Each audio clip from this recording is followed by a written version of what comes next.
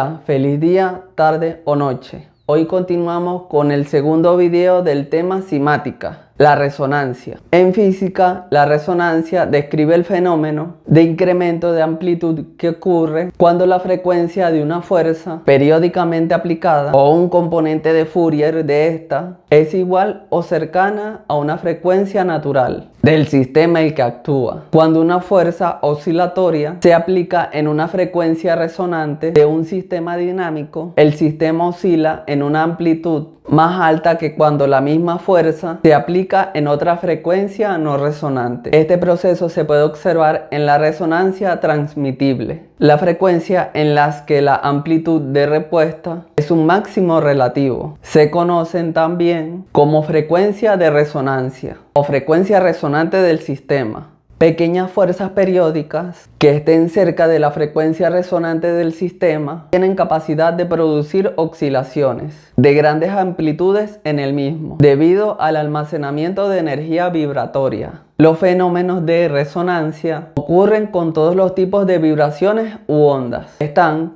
la resonancia electromagnética, resonancia magnética nuclear, resonancia magnética, resonancia acústica, resonancia de giro del electrón y resonancia de fusiones ondulatorias cuánticas. Los sistemas resonantes pueden ser utilizados para generar vibraciones de una frecuencia concreta, instrumentos musicales por ejemplo, o escoger frecuencias concretas de una vibración compleja que contiene muchas vibraciones complejas. Los filtros por ejemplo.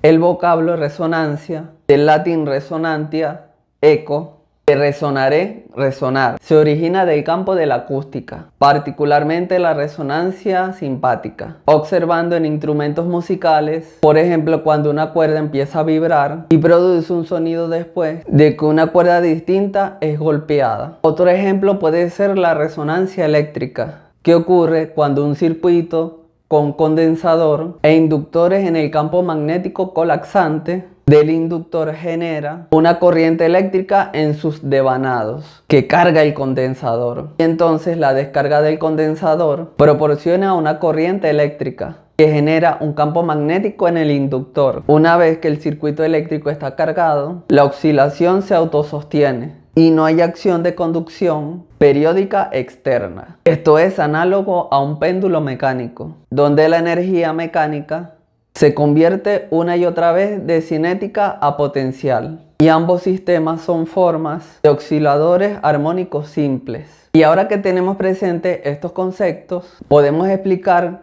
los experimentos resultantes de estas investigaciones. Experimentos de cimática. Existen diferentes métodos para determinar la cimática, como la resonancia hecha visible sobre una tabla de sonido de clavecín y la solución de agua y almidón bajo la influencia de vibración sinusoide. Estos experimentos de cimática se hace vibrar la superficie de una placa, diafragma o membrana y aparecen regiones de desplazamiento máximo y mínimo en una curvatura delgada de partículas, pasta o líquido. En el medio aparecen diversos patrones según la geometría de la placa y la frecuencia de la vibración. El aparato empleado para el estudio puede ser simple, como el voltibetano o la placa de Chladni, o avanzando como el cimascope, un instrumento de laboratorio que hace visible las geometrías inherentes dentro del sonido y la música. El término genérico para el campo de esta ciencia es el estudio de fenómenos de modales, retitulado como cimática por Jenny, para describir los efectos periódicos que el sonido y la vibración tienen sobre la materia. Uno de los primeros en registrar que un cuerpo oscilante desplegaba patrones regulares fue Galilei en 1632. El siguiente experimento fue la manguera. Existen muchos tipos de videos que nos han despertado la imaginación, porque podemos ver que el agua pareciera congelarse en forma de onda sinusoidal. Esto realmente está sucediendo, pero hay que hacer la programación correcta en la cámara. Si el altavoz vibra al mismo ritmo que la velocidad del fotograma de la cámara, el agua estará en la misma posición cada vez que tome un fotograma y parecerá que se congela. Además, para lograr este efecto hay que generar un tono muy fuerte, prolongado y sostenido. Y este ha sido el final de la segunda parte del video de hoy. Chao.